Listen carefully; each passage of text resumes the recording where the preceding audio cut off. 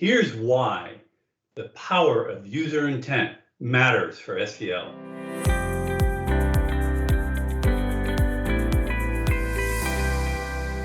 Mark, where have you been?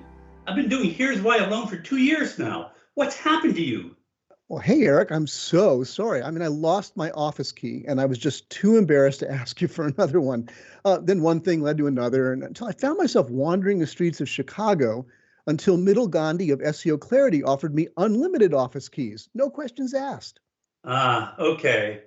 We figured you just forgotten where Massachusetts is again. Well, that happened too.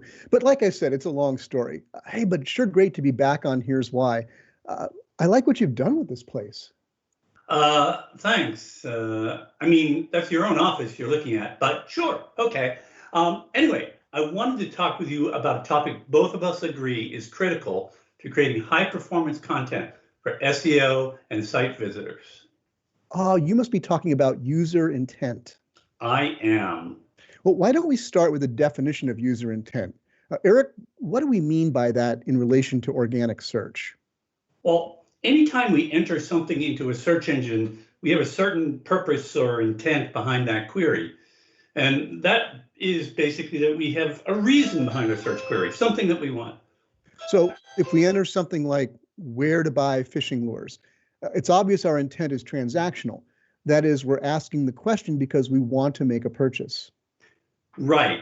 A problem for search engines, however, is the user's intent isn't always clear. So especially if they only enter 2 or 3 words, which is extremely common. For example, maybe they type in just fishing lures. Well, they might want to know where to buy fishing lures, but they also might just want to know what fishing lures are. Tips for using them or some other information about them.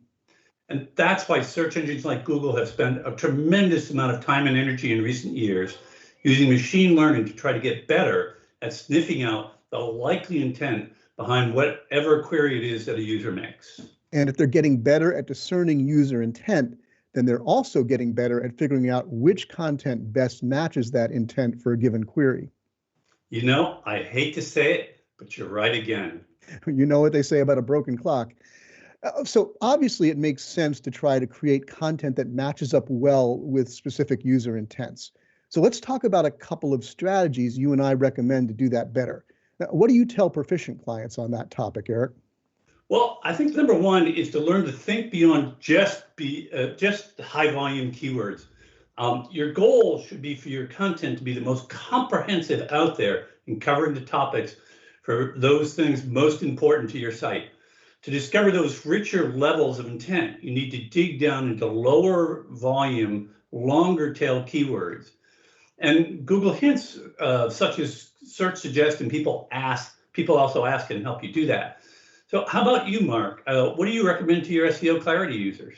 Well, certainly everything you just said matches with what we see our most successful enterprise users doing. Now, we also help our users with our AI-driven user intent indicators in our keyword research tool, as well as incorporating people also ask and frequently asked questions answered by ranking content in our Content Fusion content optimizer. But beyond that, I also try to get SEOs and content marketers thinking in terms of what I call micro intentions.